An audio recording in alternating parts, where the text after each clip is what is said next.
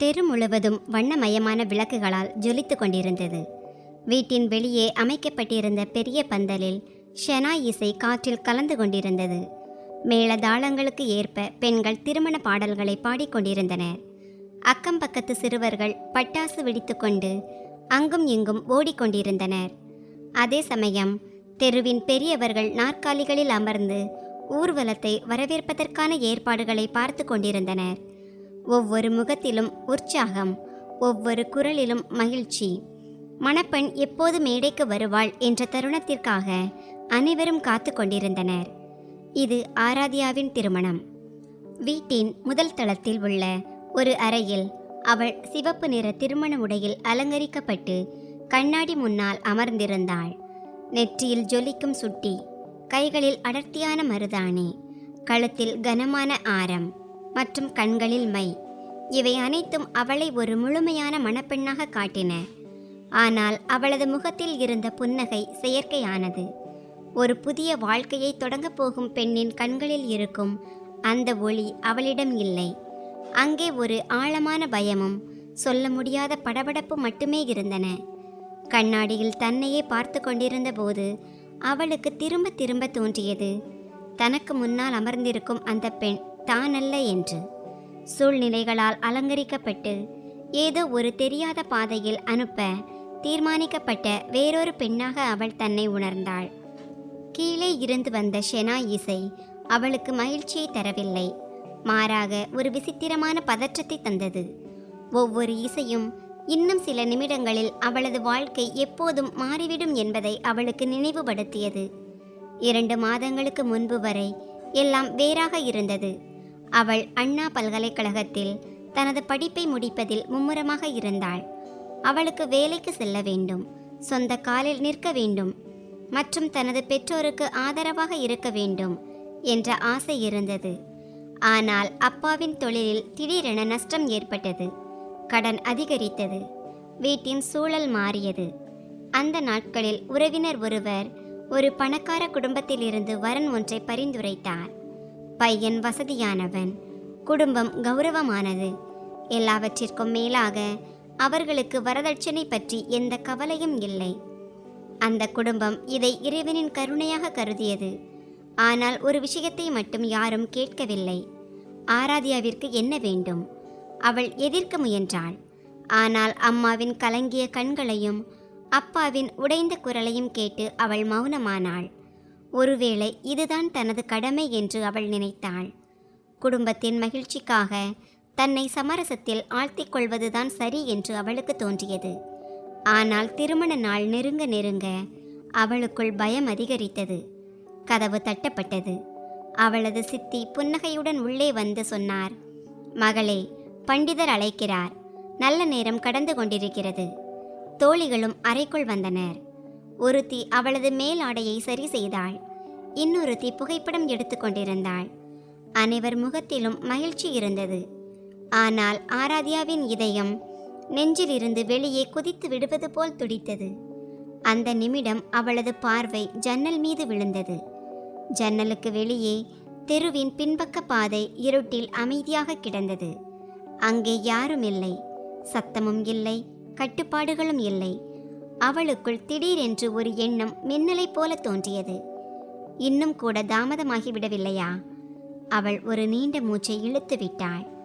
இதயம் எவ்வளவு வேகமாக துடித்தது என்றால் அதன் சத்தம் அனைவருக்கும் கேட்டுவிடுமோ என்று அவள் அஞ்சினாள். வெளியே ஷெனாய் இசை இன்னும் சத்தமாக ஒலித்தது. மக்கள் மணப்பெண்ணை அழைத்து கொண்டிருந்தனர். ஆனால் அந்த சத்தத்திற்கு இடையே அவள் சத்தமில்லாமல் தனது மேலாடையை அகற்றினாள்.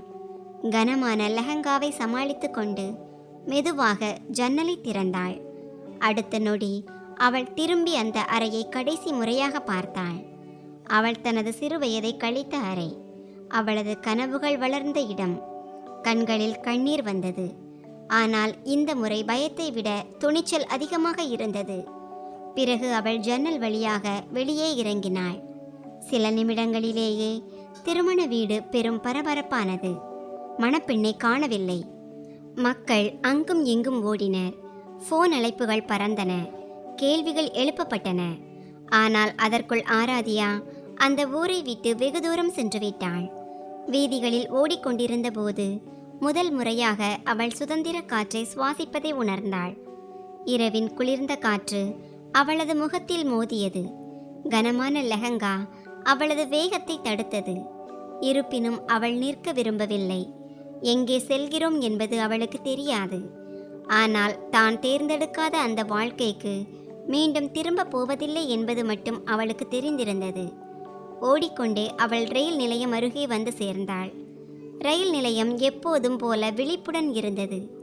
டீ விற்பவர்களின் சத்தம், பயணிகளின் கூட்டம், ரயில்களின் விசில்கள் என அனைத்தும் சாதாரணமாக இருந்தன, அவளைத் தவிர. அவள் கூட்டத்தின் நடுவே நின்றிருந்தாள். ஆனால் தன்னை முற்றிலும் தனிமையாக உணர்ந்தாள். இப்போது பயம் மெல்ல மெல்ல அவளை ஆட்கொள்ளத் தொடங்கியது. அடுத்து என்ன நடக்கும்? வீட்டார் என்ன செய்வார்கள்? சமுதாயம் என்ன பேசும்? எல்லாவற்றிற்கும் மேலாக இப்போது அவள் எங்கே செல்வாள்? அதே சமயம் பின்னால் ஒரு அமைதியான குரல் கேட்டது. நீங்கள் நலமாக இருக்கிறீர்களா? அவள் திடுக்கிட்டு திரும்பினாள். முன்னால் சாதாரண உடையில் ஒரு இளைஞன் நின்றிருந்தான். அவனது முகத்தில் ஆர்வம் இல்லை, மாறாக கவலை தெரிந்தது. அவன் மெதுவாக தண்ணீர் பாட்டிலை அவளிடம் நீட்டி, நீங்கள் மிகவும் பதற்றமாக தெரிகிறீர்கள், முதலில் தண்ணீர் குடியுங்கள் என்றான். அந்த தருணத்தில் அவனது அந்த சாதாரண ஆறுதல் அவளுக்கு ஒரு பெரிய ஆதரவாக தோன்றியது. அவள் நடுங்கும் கைகளால் தண்ணீர் பாட்டிலை வாங்கினாள். இந்த நெரிசலான உலகில் யாரோ ஒருவர் தன்னை ஒரு வேடிக்கை பொருளாக பார்க்காமல் ஒரு மனிதனாக பார்க்கிறார் என்பதை அவள் முதல் முறையாக உணர்ந்தாள். அந்த இளைஞன் மெல்லிய புன்னகையுடன் சொன்னான், பயப்படாதீர்கள், நான் உங்களுக்கு உதவ மட்டுமே விரும்புகிறேன். என் பெயர் அன்ஷ். சில நொடிகள் மௌனத்திற்கு பிறகு ஆராத்யாவின் உதடுகள் நடுங்கின. அவள் மெதுவான குரலில் சொன்னாள், நான் திருமண மேடையிலிருந்து ஓடி வந்திருக்கிறேன். அன்ஷின் கண்களில் ஆச்சரியம் தெரிந்தது. ஆனால் அவன் எந்த கேள்வியும் கேட்கவில்லை. இந்த கதைக்கு பின்னால் பெரும் வலி மறைந்திருக்கிறது என்பதை புரிந்து கொண்டவனைப் போல அவன் அமைதியாக அவளை பார்த்து கொண்டிருந்தான். நிலையத்தின் கூட்டம் அதன் போக்கில் சென்று கொண்டிருந்தது. ஆனால் அன்று இரவு ரயில் நிலைய சந்திப்பின் ஒரு மூலையில் 2 அறிமுகமில்லாதவர்களின் சந்திப்பு அவர்களின் வாழ்க்கையை மட்டுமல்ல, பலரின் சிந்தனையையும் மாற்றப்போகும் ஒரு கதையை தொடங்கி வைத்திருந்தது. அந்த ரயில் நிலைய இரவு எப்போதும் போல விழித்திருந்தது. ஆனால் ஆராத்யாவிற்குள் எல்லாம் நின்று போனது போலிருந்தது. பிளாட்பாரத்தில் ஓடும் மக்கள், டீ விற்பவர்களின் சத்தம், ரயில்களின் இரைச்சல் என அனைத்தும் அவளது காதுகளில் மங்கலாக தேய்ந்தன. அவளுக்கு முன்னால் நின்றிருந்த அன்ஷ் அமைதியாக இருந்தான். அவனுக்கு எந்த அவசரமும் இல்லாதது போல தெரிந்தது. அவன் தேவையற்ற கேள்விகளை கேட்கவில்லை. ஆர்வத்துடன் அவளை உற்று பார்க்கவும் இல்லை. அந்த நேரத்தில் எது தேவையோ அதை மட்டும் பேசினான். ஆராத்யா தண்ணீரை சில மடக்குகள் குடித்தபோது அவளது மூச்சு மெல்ல மெல்ல சீராவதை உணர்ந்தாள்.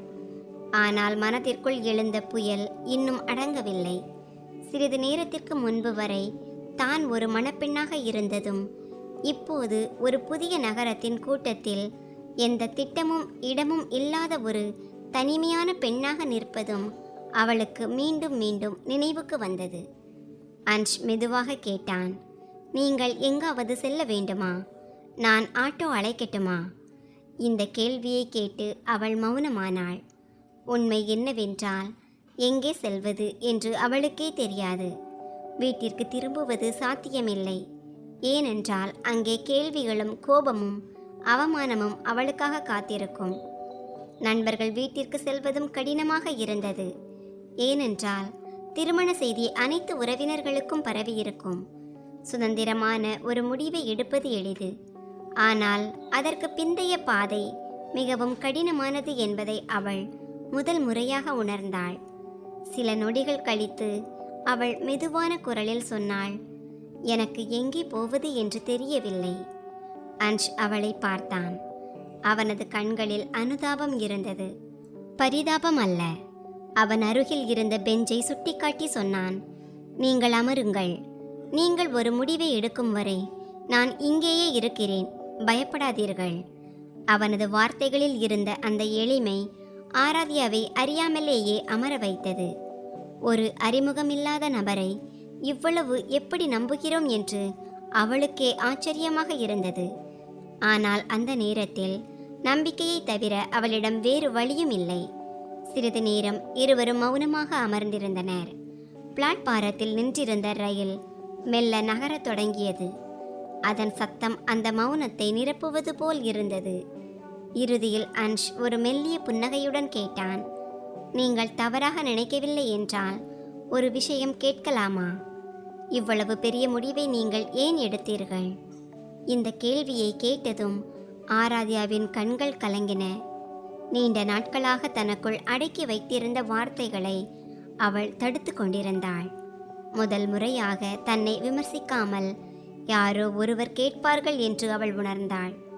அவள் மெல்ல மெல்ல தனது கதையை சொல்லத் தொடங்கினாள்.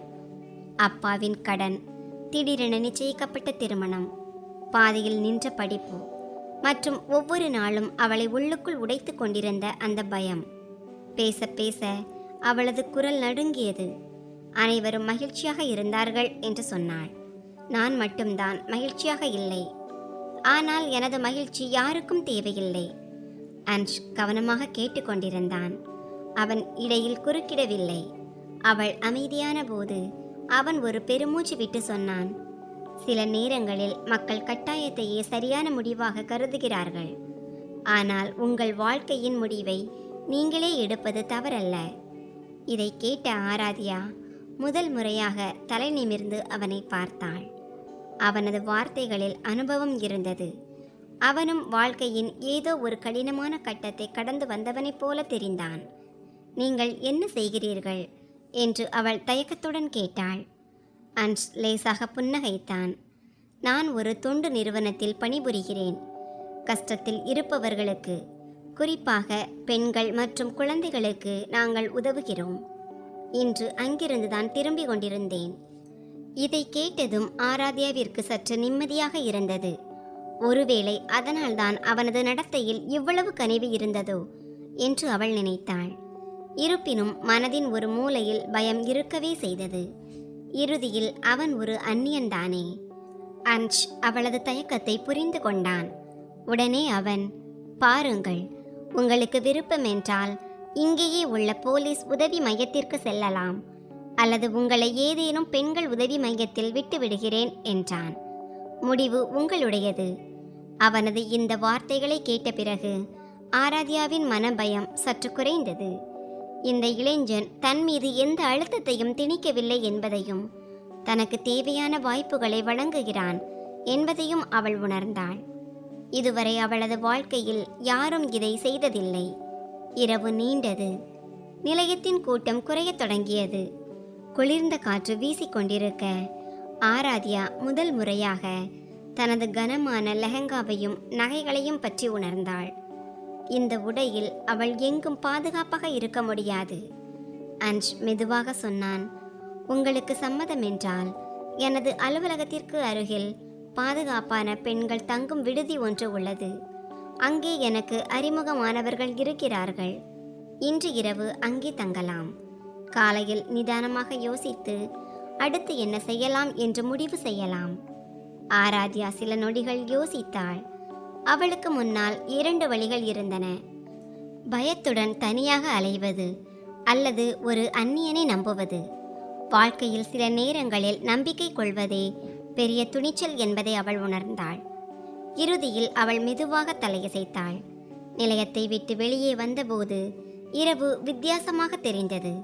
சாலைகளில் மஞ்சள் விளக்குகள் ஜொலித்தன. ஆட்டோ ஓட்டுநர்களின் சத்தம் எதிரொலித்தது. குளிர்ந்த காற்று வீசியது. அன்ஷ் ஒரு ஆட்டோவை நிறுத்தி ஓட்டுநரிடம் அமைதியாக பேசினான். வழி நெடுகிலும் அவன் தனிப்பட்ட கேள்விகள் எதையும் கேட்கவில்லை. அவனது இந்த அணுகுமுறை ஆராத்யாவிற்கு ஒரு விசித்திரமான பாதுகாப்பு உணர்வை தந்தது. ஆட்டோ காந்தி மைதானம் அருகே சென்று கொண்டிருந்தது. நகரின் வெளிச்சம் ஜன்னல் வழியாக உள்ளே வந்தது. சில மணி நேரங்களுக்கு முன்பு வரை தனது வாழ்க்கை மற்றவர்களால் தீர்மானிக்கப்பட்டுவிட்டது என்று நினைத்தாள். ஆனால் இப்போது அனைத்தும் நிச்சயமற்றதாக இருந்தது. இருப்பினும் இந்த நிச்சயமற்ற தன்மையில் ஒரு விசித்திரமான நிம்மதி இருந்தது. சிறிது நேரம் கழித்து ஆட்டோ ஒரு அமைதியான தெருவில் நின்றது. அங்கே சஹாரா மகளிர் மையம் என்று எழுதப்பட்ட ஒரு சுத்தமான கட்டிடம் இருந்தது.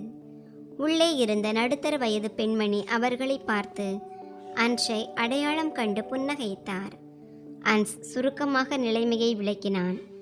அந்த பெண்மணி எந்த கேள்வியும் கேட்காமல் ஆராத்யாவை உள்ளே வருமாறு சைகை காட்டினார். அன்ஸ் கிளம்பும்போது, இப்போது நீங்கள் பாதுகாப்பாக இருக்கிறீர்கள். உங்களுக்கு விருப்பம் என்றால் நாளை காலை சந்திக்கிறேன் என்றான். ஆராத்யா முதல் முறையாக ஒரு மெல்லிய புன்னகையுடன் நன்றி சொன்னாள். அவளது மனதில் இன்னும் பயம் இருந்தது. ஆனால் அதே சமயம் ஒரு புதிய நம்பிக்கையும் பிறந்திருந்தது.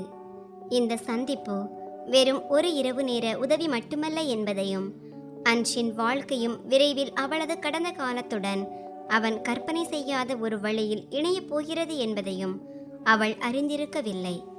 காலை நேரத்து மெல்லிய சூரிய ஒளி சஹாரா மகளிர் மையத்தின் ஜன்னல்கள் வழியாக உள்ளே நுழைந்தது. இரவு முழுவதுமான சோர்வு மற்றும் மன அழுத்தத்திற்கு பிறகு ஆராத்யா தாமதமாகவே விழித்தாள். சில நொடிகள் அவளுக்கு தான் எங்கே இருக்கிறோம் என்றே புரியவில்லை. அறையின் வெள்ளை சுவர்கள், அருகில் இருந்த தண்ணீர் பாட்டில் மற்றும் வெளியே இருந்து கேட்ட பெண்களின் மெதுவான உரையாடல் சத்தம், இவை அனைத்தும் அவளை மெல்ல மெல்ல யதார்த்தத்திற்கு அழைத்து வந்தன. அப்போதுதான் கடந்த இரவின் அனைத்து சம்பவங்களும் அவளுக்கு நினைவுக்கு வந்தன. திருமணம், தப்பித்தல், ரயில் நிலையம் மற்றும் அன்ஷ். அவள் ஒரு பெருமூச்சு விட்டாள். நீண்ட காலத்திற்கு பிறகு பயமில்லாமல் தூங்கியது போன்ற உணர்வு அவளுக்கு ஏற்பட்டது. இருப்பினும் மனதிற்குள் பல கேள்விகள் இருந்தன. அடுத்து என்ன? வீட்டார் என்ன நினைப்பார்கள்? தான் செய்தது சரிதானா? அறையை விட்டு வெளியே வந்தபோது அவளுக்கு அதே ரேகா அறிமுகமானார். அவர்தான் இரவு அவளை உள்ளே அனுமதித்தவர். அவரது முகத்தில் ஒரு நெருக்கமும் குரலில் ஒரு அமைதியும் இருந்தது. அவர் புன்னகையுடன் கேட்டார், இப்போது எப்படி இருக்கிறாய் மகளே? பயப்படாதே, இங்கே உன்னை யாரும் வற்புறுத்த மாட்டார்கள். முதலில் காலை உணவை சாப்பிடு. இந்த சாதாரண வாக்கியத்தை கேட்ட உடனேயே ஆராத்யாவின் கண்கள் கலங்கின. பாதுகாப்பான இடம் என்பதின் அர்த்தம் என்ன என்பதை அவள் உணர்ந்தாள். காலை உணவிற்கு பிறகு அவள் முற்றத்தில் அமர்ந்திருந்தாள். அப்போது அன்ஷ் அங்கே வந்தான். இன்று அவன் நேற்றை விட இன்னும் இயல்பாக காணப்பட்டான். கையில் சில உடைகள் மற்றும் ஒரு பை வைத்திருந்தான். அவன் புன்னகையுடன் சொன்னான், இந்த கனமான லெஹங்காவில் உங்களால் அதிக நேரம் சௌகரியமாக இருக்க முடியாது என்று நினைத்தேன். அதனால்தான் சில சாதாரண உடைகளை தேடி வந்தேன். உங்களுக்கு சம்மதமென்றால்? ஆராத்யா சில நொடிகள் அவனை பார்த்தாள். அவனது நடத்தையில் எந்த பகட்டும் இல்லை. அவள் நன்றி கூறிவிட்டு உடைகளை வாங்கி கொண்டாள். உடை மாற்றிவிட்டு அவள் வந்தபோது முதல் முறையாக தான் மீண்டும் பழைய நிலைக்கு திரும்புவதை உணர்ந்தாள். ஏதோ ஒரு கதாபாத்திரத்திற்குள் தள்ளப்பட்ட மணப்பெண்ணாக மட்டும் இல்லாமல் ஒரு தனி மனிதனாக தன்னை உணர்ந்தாள். இருவரும் முற்றத்தின் ஒரு மூலையில் அமர்ந்தனர். சிறிது நேரம் மௌனம் நிலவியது. பிறகு அன்ஸ் மெதுவாக கேட்டான், இப்போது என்ன நினைக்கிறீர்கள்? ஆராத்யா உண்மையை ஒப்புக்கொண்டாள். பயமாக இருக்கிறது. அடுத்து என்ன செய்வது என்று புரியவில்லை. வீட்டிற்கு திரும்பினால் எல்லாம் சிதைந்துவிடும். திரும்பாவிட்டால் இந்த சமுதாயம் வாழ விடாது. அன்ஷ் தீவிரமான குரலில் சொன்னான். சமூகம் பெரும்பாலும் தனக்கு எது எளிதாக தோன்றுகிறதோ அதையே சரியானது என்று கருதும்.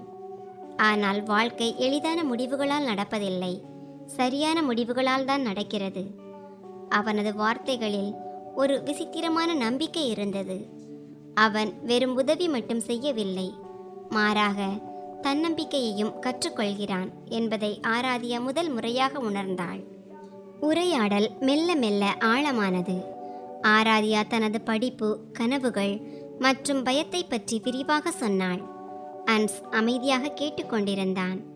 பிறகு சிறிது நேரம் கழித்து அவன் திடீரென மௌனமானான். ஏதோ ஒரு பழைய சிந்தனையில் மூழ்கியது போல தெரிந்தான். ஆராத்யா கேட்டாள், நீங்கள் எப்படி இவ்வளவு புத்திசாலியாக இருக்கிறீர்கள்? நீங்களும் ஏதோ ஒரு கடினமான சூழலை கடந்து வந்திருப்பது போல் தெரிகிறது. அன்ஸ் மெல்லிய சிரிப்புடன் தலை குனிந்தான். சில நொடிகள் கழித்து அவன் சொன்னான், ஒவ்வொரு மனிதனுக்கும் ஒரு கதை இருக்கிறது, ஆனால் எல்லோரும் அதை சொல்வதில்லை. அவன் சிறிது நேரம் முன்னால் இருந்த தரையை பார்த்து கொண்டிருந்தான். பிறகு மெல்ல பேசத் தொடங்கினான். அவனது குரலில் ஒரு ஆழம் இருந்தது. அது நேரடியாக இதயத்தை தொட்டது. நான் சென்னையின் ஒரு சிறிய பகுதியில் தான் வளர்ந்தேன். அப்பா ஆட்டோ ஓட்டுவார், அம்மா வீடுகளில் வேலை செய்வார். படிப்பு நன்றாக இருந்தது, ஆனால் வீட்டின் நிலைமை எப்போதும் பலவீனமாகவே இருந்தது. நான் 12ஆம் வகுப்பு படிக்கும்போது ஒரு நாள் அம்மா மிகவும் உடல்நிலை சரியில்லாமல் போனார். சிகிச்சை அளிக்க பணம் இல்லை. உறவினர்கள் உதவ மறுத்துவிட்டார்கள். அன்றுதான் முதல் முறையாக புரிந்து கொண்டேன், ஏழை மனிதனின் துயரம் யாருடைய கண்ணுக்கும் தெரிவதில்லை என்று. அவன் சிறிது நிறுத்தினான். அவனது கண்களில் பழைய வலி தெரிந்தது. அம்மாவை காப்பாற்ற முடியவில்லை என்று மெதுவான குரலில் சொன்னான். அன்று எனக்கு தோன்றியது, யாராவது ஒரு சிறிய உதவி செய்திருந்தால் கூட எல்லாம் மாறி இருக்குமோ என்று.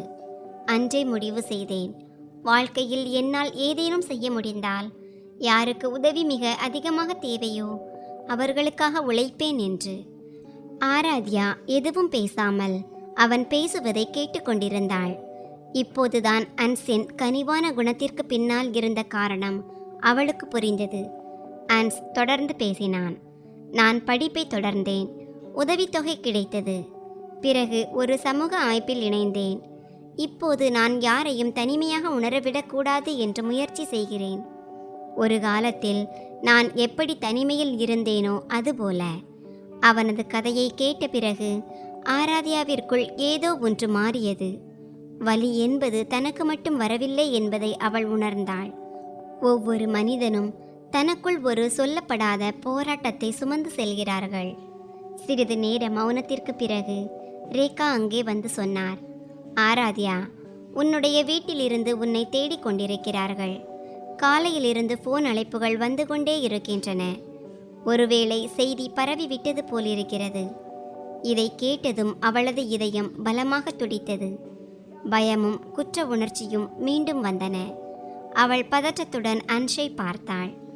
அன்ஷ் அமைதியான குரலில் சொன்னான், எப்போதும் ஓடிக்கொண்டே வாழ முடியாது. ஆனால் நீங்கள் உங்களை பலவீனமாக உணரவில்லை என்றால் மட்டுமே மீண்டும் திரும்ப வேண்டும். முடிவு உங்களுடையது.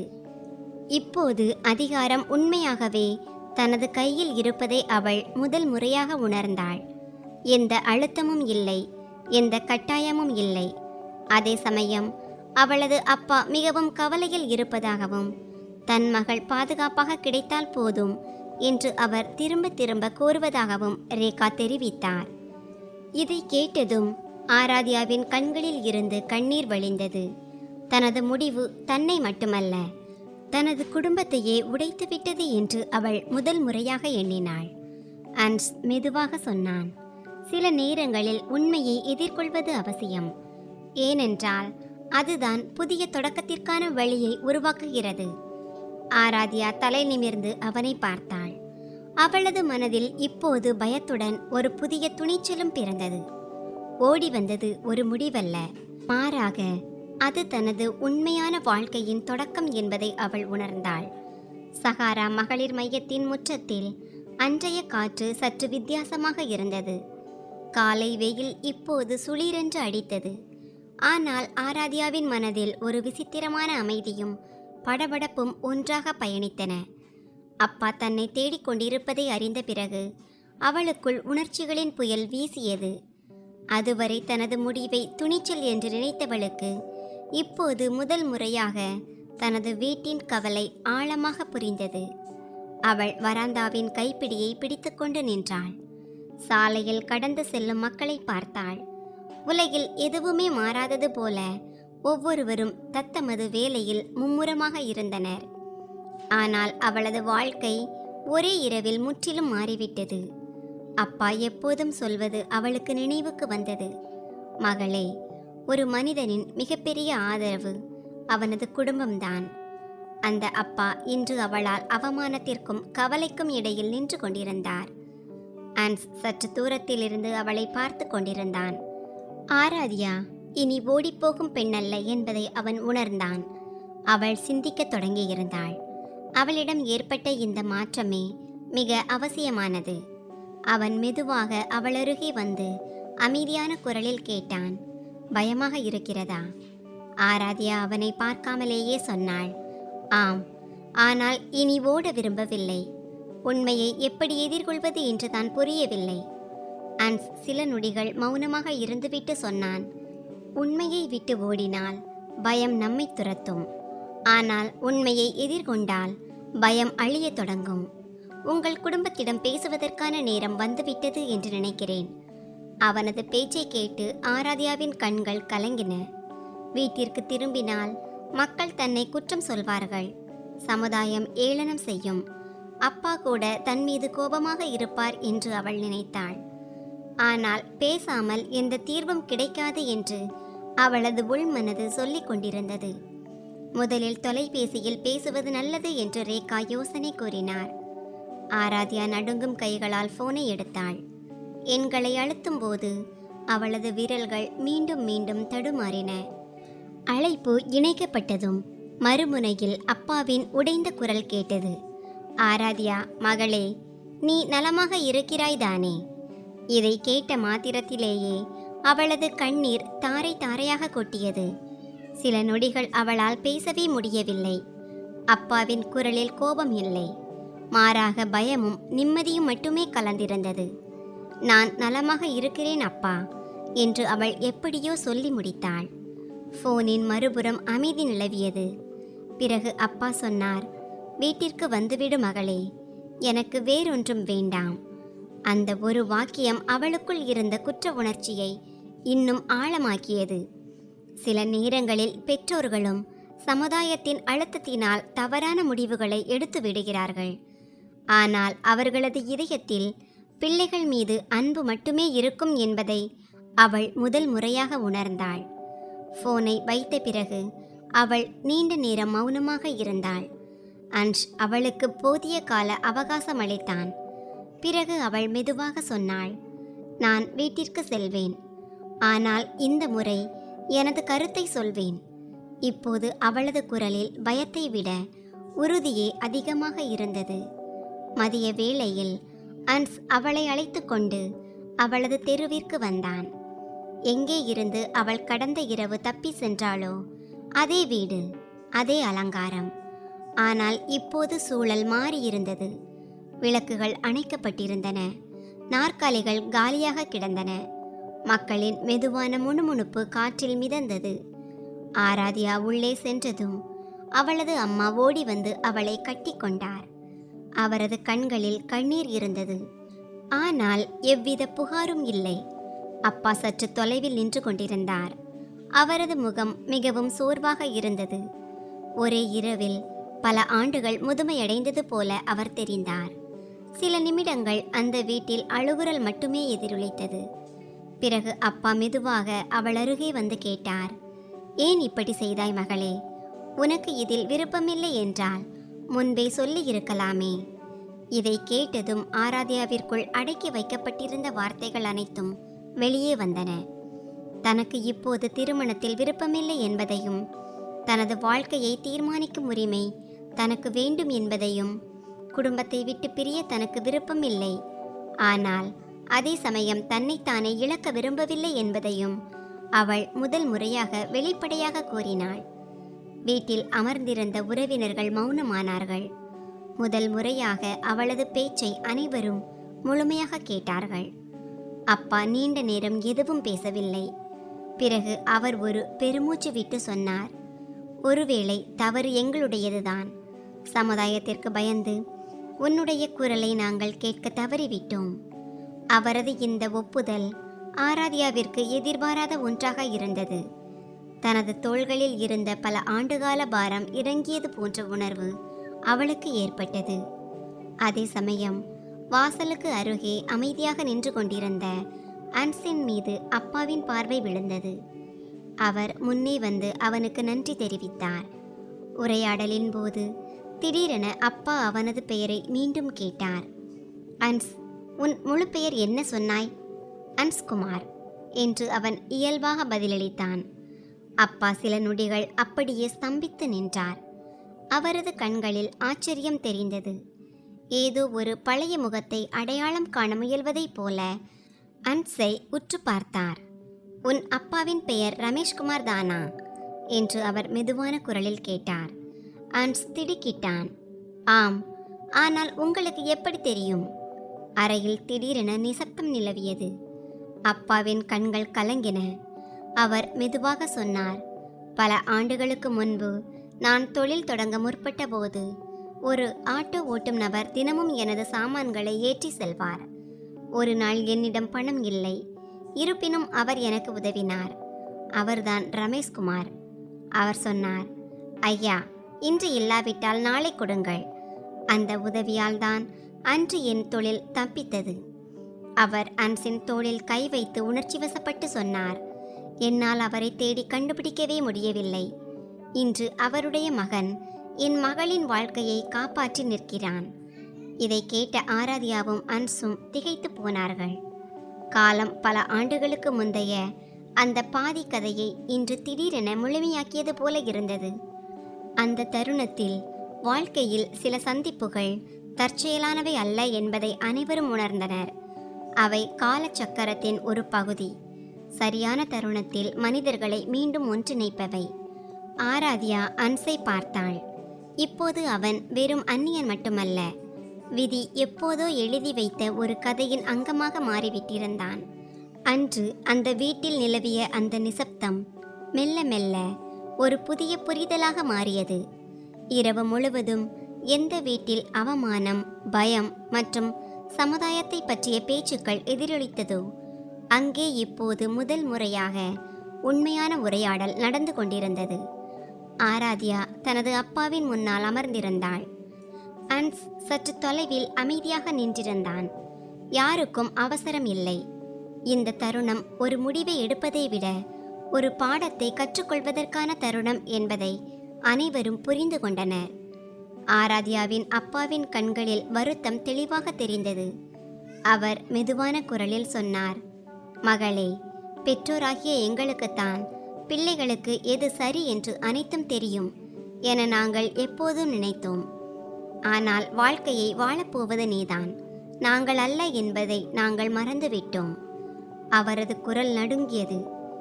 யாரிடம் பேச பயந்தாளோ அதே அப்பா இன்று அவளது பேச்சை கேட்க தயாராக நின்றிருந்தார். ஆராத்யாவின் கண்கள் கலங்கின. உண்மையை பேசுவதால் உறவுகள் முறிவதில்லை, மாறாக அவை பலப்படும் என்பதை அவள் முதல் முறையாக உணர்ந்தாள். அவளது அம்மா கையை பிடித்துக்கொண்டு சொன்னார், சமுதாயத்தை பற்றிய பயம் எங்களுக்கு இருந்தது. மக்கள் என்ன சொல்வார்கள் என்றுதான் யோசித்து கொண்டிருந்தோம். ஆனால் ஒரு மகளை இழப்பதை விட பெரிய பயம் வேறொன்றும் இல்லை என்பது நேற்று இரவுதான் புரிந்தது. வீட்டில் இருந்த உறவினர்களும் இப்போது மௌனமாக இருந்தனர். இரவு முழுவதும் பலவாறாக பேசியவர்களே இப்போது தலைகுனிந்து அமர்ந்திருந்தனர். யாரோ திடீரென்று அவர்களுக்கு முன்னால் கண்ணாடியை வைத்தது போல தோன்றியது. அன்று மாலை அந்த வீட்டில் ஒரு சிறிய முடிவு எடுக்கப்பட்டது. திருமணம் ரத்து செய்யப்படும். இந்த முடிவு எளிதானது அல்ல. சமுதாயத்தில் பேச்சுக்கள் எழும். மக்கள் கேள்விகள் கேட்பார்கள். உறவினர்கள் ஏளனம் செய்வார்கள். ஆனால் இந்த முறை அப்பா தெளிவாக கூறினார், மக்கள் 2 நாட்கள் பேசுவார்கள். ஆனால் என் மகள் தன் வாழ்நாள் முழுவதையும் வாழ வேண்டும். இனி அவளே முடிவெடுப்பாள். இதை கேட்ட ஆராத்யாவிற்குள் பல ஆண்டுகளாக அடைக்கப்பட்டிருந்த கதவு திறந்தது போன்ற உணர்வு ஏற்பட்டது. முதல் முறையாக தனது வாழ்க்கை உண்மையாகவே தனக்கு சொந்தமானது என்று அவள் உணர்ந்தாள். அடுத்த சில நாட்களில் பல மாற்றங்கள் நிகழ்ந்தன. ஆரம்பம் எளிதாக இருக்கவில்லை. தெருவில் முணுமுணுப்புகள் எழுந்தன. மக்கள் அவளை பார்க்கும்போது மெதுவான குரலில் பேசிக்கொண்டனர். ஆனால் ஆராத்யா தலைகுனிந்து நடக்காமல் தன்னம்பிக்கையுடன் வீட்டை விட்டு வெளியே வருவதைக் கண்டு மெல்ல மெல்ல அந்த மக்களே மௌனமானார்கள். அவள் மீண்டும் தனது படிப்பை தொடர முடிவு செய்தாள். அண்ணா பல்கலைக்கழகத்தில் மீண்டும் சேர்ந்தாள். முதல் நாள் கல்லூரிக்கு சென்றபோது வாழ்க்கை தனக்கு 2வது வாய்ப்பை வழங்கி இருப்பதாக அவள் உணர்ந்தாள். அதே தாழ்வாரங்கள், அதே புத்தகங்களின் வாசனை. ஆனால் இந்த முறை அவளுக்குள் பயம் இல்லை, உறுதி இருந்தது. அன்சுடனான சந்திப்புகளும் தொடர்ந்தன. ஆனால் அவர்களின் உறவு ஏதோ ஒரு சினிமா காதல் போல இருக்கவில்லை. அது நட்பு, மரியாதை மற்றும் ஆழமான புரிதலாக இருந்தது. இருவரும் பெரும்பாலும் கடற்கரையில் அமர்ந்து நீண்ட நேரம் பேசிக்கொண்டனர். அன்ஸ் தனது சமூக சேவை பணிகளை பற்றி சொல்வான். ஆராத்யாவும் மெல்ல மெல்ல அந்த பணிகளில் தன்னை ஈடுபடுத்தி கொண்டாள். ஒரு நாள் இருவரும் சென்னை கடற்கரையில் அமர்ந்திருந்தனர். ஆராத்யா அமைதியான குரலில் சொன்னாள், அன்று இரவு நான் ஓடி வராமல் இருந்திருந்தால் ஒருவேளை இன்றும் என்னை தொலைத்து கொண்டிருந்திருப்பேன். அன்ஸ் புன்னகையுடன் சொன்னான், அன்று இரவு நீ ரயில் நிலையத்திற்கு வராமல் இருந்திருந்தால் ஒருவேளை நாம் சந்தித்திருக்கவே மாட்டோம். இருவரும் லேசாக சிரித்தனர். ஆனால் அந்த சிரிப்பில் ஒரு ஆழமான அர்த்தம் இருந்தது. வாழ்க்கை சில நேரங்களில் உடைந்த பின்னரே சரியான திசையை காட்டுகிறது.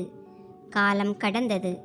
ஆராத்யா இப்போது சஹாரா மகளிர் மையத்தில் ஒரு தன்னார்வலராக வேலை செய்யத் தொடங்கினாள். பயத்தினாலும் கட்டாயத்தினாலும் முடிவுகளை எடுக்க தவிக்கும் பெண்களை அவள் சந்தித்தாள். அவள் தனது கதையை சொல்லும்போது அந்த பெண்களின் கண்களில் நம்பிக்கை தெரிந்தது. ஒரு நாள் ரேகா அவளிடம் சொன்னார், உன்னுடைய கதை பல பெண்களுக்கு துணிச்சலை தருகிறது என்பது உனக்கு தெரியுமா? இதை கேட்ட ஆராத்யா தனது வலி வீண் போகவில்லை என்பதை உணர்ந்தாள். அது மற்றவர்களின் பலமாக மாறியிருந்தது. சில மாதங்களுக்கு பிறகு அதே வீட்டில் மீண்டும் விளக்குகள் ஜொலித்தன. ஆனால் இந்த முறை திருமணத்திற்காக அல்ல, ஒரு சிறிய விழாவிற்காக. ஆராத்யா தனது படிப்பில் மிகச்சிறந்த முடிவுகளை பெற்றிருந்தாள். அவளது வெற்றியை அவளது குடும்பம் கொண்டாடியது. என் மகள் தனது வாழ்க்கையை தானே செதுக்கிக் கொள்கிறாள் என்று அவளது அப்பா பெருமையுடன் மக்களிடம் கூறிக்கொண்டிருந்தார். அந்த விழாவிற்கு இடையே அப்பா அன்ஸை அழைத்து புன்னகையுடன் சொன்னார், மகனே, இனி நீ எங்கள் வீட்டு விருந்தினர் அல்ல, எங்கள் குடும்பத்தில் ஒருவன். அன்ஸ் தயக்கத்துடன் ஆராத்யாவை பார்த்தான். இருவர் கண்களிலும் சொல்லப்படாத ஒரு உணர்வு இருந்தது. அவசரமில்லை, ஆனால் வாழ்க்கை அவர்களை எங்கே அழைத்து சென்றாலும் அங்கே தங்களது முடிவுகளை தாங்களே எடுப்போம் என்ற நம்பிக்கை மட்டும் இருந்தது. இரவில் மாடியில் நின்று கொண்டிருந்த ஆராத்யா வானத்தை பார்த்தாள். இதே வீட்டின் ஜன்னல் வழியாக அவள் தப்பி சென்ற அந்த தருணம் அவளுக்கு நினைவுக்கு வந்தது. அன்று இரவு எல்லாம் முடிந்துவிட்டது என்று அவள் நினைத்தாள். ஆனால் அதுதான் அவளது உண்மையான ஆரம்பம் என்பது இன்று அவளுக்கு புரிகிறது. அவள் மெதுவாக சொன்னாள், சில நேரங்களில் ஓடி வருவது தோல்வி அல்ல, நம்மை நாமே காப்பாற்றிக் கொள்ள எடுக்கும் முதல் முயற்சி. கீழே இருந்து அம்மாவின் குரல் கேட்டது, ஆராத்யா, அனைவரும் உன்னை அழைக்கிறார்கள். அவள் புன்னகைத்துவிட்டு படிக்கட்டுகளை நோக்கி நடந்தாள். இப்போது அவளது காலடிகளில் பயமில்லை, மாறாக தன்னம்பிக்கை இருந்தது. சென்னையின் இரவு மீண்டும் ஒளியால் நிறைந்திருந்தது. ஆனால் இந்த முறை அந்த ஒளி ஏதோ ஒரு திருமணத்திற்காக அல்ல, சமுதாயத்துடன் போரிட்டு அல்லாமல் உண்மையை சொல்லி தனது பாதையை உருவாக்கி கொண்ட ஒரு பெண்ணின் புதிய வாழ்க்கைக்காக எரிந்தது. இதுதான் இந்த கதையின் மிகப்பெரிய செய்தி. வாழ்க்கை எப்போது மாறுகிறது என்றால், ஒரு மனிதன் மற்றவர்களின் எதிர்பார்ப்புகளுக்காக அல்லாமல் தனது உண்மையான விருப்பங்களுடன் வாழத் தொடங்கும் போதுதான். நண்பர்களே, இந்த கதை உங்களுக்கு எப்படி இருந்தது என்று கருத்து தெரிவிக்கவும். கதை பிடித்திருந்தால் அதை விரும்பி உங்கள் நண்பர்களுடன் பகிர்ந்து கொள்ளுங்கள். இது போன்ற புதிய சுவாரஸ்யமான கதைகளுக்கு எங்கள் சேனலை சப்ஸ்கிரைப் செய்யுங்கள்.